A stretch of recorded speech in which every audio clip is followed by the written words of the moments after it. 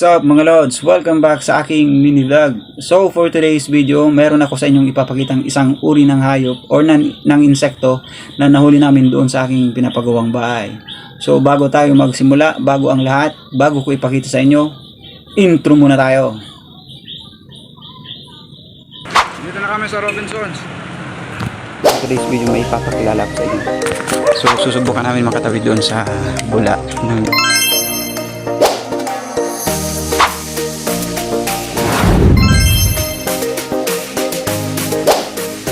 So ito nga guys, papakita ko na sa inyo yung sinasabi kong insekto o hayop na nakuha namin doon sa aking pinapagawang bahay. Pasensya na kayo kasi medyo nag-iba yung background natin kasi lumipat tayo ng pwesto. Dito tayo sa aming sala. So ito na nga guys, papakita ko na sa inyo. Ito siya mga Lods. Yan o. Si alakdan. Alupihan pala, alupihan. Or tinatawag dito sa amin na ulalaypan. Yan o. Ito na guys yung pinakamalaking nakita kong alakdan sa buong buhay ko. Halos sing laki na siya ng aking daliri Yan Yung ulo yan, pero yung katawan parehas na kalaki ng daliri ko sa dulo. So ano nga ba ang alakdan or centipede or alupihan or ano ba ito? Ulalaypan dito sa amin, tawag dito sa amin. So ang alupihan, ayon dito kay Google, ay mga hayop na kabilang sa grupo ng mga arthropoda na may kakayahang maglabas ng lason sa pamamagitan ng kagat o tusok mula sa buntot. Ang kakaunting lason na maipasa ng mga ito ay kadalasang hindi naman talaga nakakasama o nakakaapekto, lalo na sa isang taong may malusog na pangangatawan. Ngunit sa mga bata, ito ay maaaring makapagdulot ng ilang sintomas gaya ng pamamaga at matinding pananakit ng baging kinagatan o natusok o kaya naman ay lagnat. So, yan siya guys. So, gumagalaw na siya. Yan, laki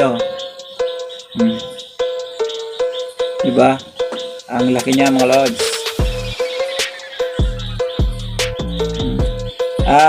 Actually papakawalan ko na lang naman ito kasi may malagang parte rin to sa ecosystem natin. So kawawa naman, and hindi naman pati ako marunong mag-alaga nito. So papakawalan ko na rin to mga bukas na lang kasi gabi na. So i-share ko lang to mga Lods kasi ngayon lang ako nakakita ng ganito kalaki na alupihan. Yun. Sa buong buhay ko mga Lods, ngayon lang ako nakakita ng ganito kalaki talaga. Promise. So medyo na ako kanina nung nakita to nung labor namin doon sa pinapagawa kong bahay. Kasi nung pagtanggal niya ng forma, andun sa sa dingding na asintadaan.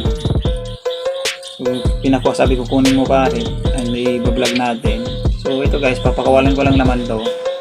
Lumabas na yung mga niya yung mga daliri niya, galamay.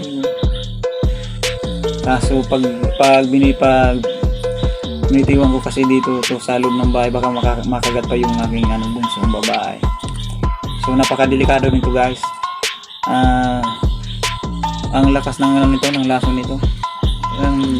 Yung kapitbahay namin ganito daw yung kalaki yung pumatay sa baboy nilang alaga. Ewan ko lang kung totoo yung nangyari, pero yun ang sabi ng kwento nila. So ito guys, share ko lang talaga kasi ngayon lang pala ako nito nakakita. And para sa kaalaman na rin kung ano ang magiging epekto pag nakagat ka nito or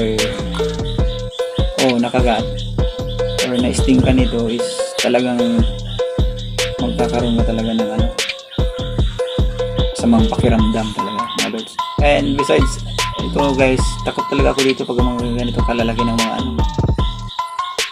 kung may mga gumagapang, takot talaga ako dito pag mga ganito guys. Pero marami akong nakita sa sa internet na nag-aalaga ng mga ganitong klaseng hayop. and gumagapang sa mga ano nila, katawan nila, halos okay lang sa kanila, hindi sila kinakagat. Yeah. Pero para sa akin, video ano to, nakakatakot kasi baka pag na one time ka nito, baka ikamatay mo pa. Ayun, so mga lods, diba? Ang laki mga lods.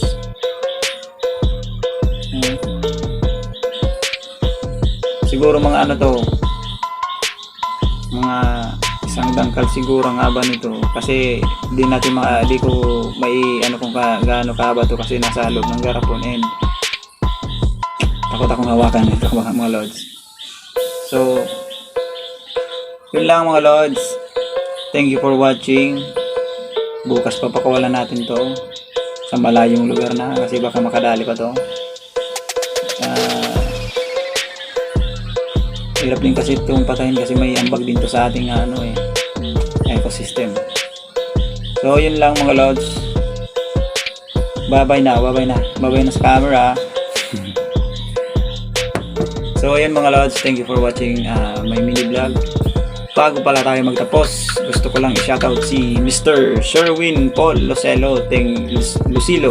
Thank you for sharing my videos. Kay Ma'am Tesla May Literal, kay Sir Mark Lopez, Sir Orlando Magas, thank you. Kay Kay Soriao, kay Andrew Soriao, Ate Nona Magdasok, Ate Alma Balmones, Sir Gian Guering, Sir Erwin Espinas, sino pa ba? Lahat ng mga taga-back, lahat ng mga family ko sa HR family, thank you very much for supporting my vlog. And yun guys, maraming salamat sa inyong suporta. Sa lahat ng mga followers ko dyan, 5.2 followers ko dyan, thank you for supporting my channel, my page. And God bless sa inyo lagi, and ingat kayo lagi sa inyong mga ginagawa sa buhay. Kung nagtatrabaho kayo, ingat kayo lagi. And yun, thank you very much. Ciao.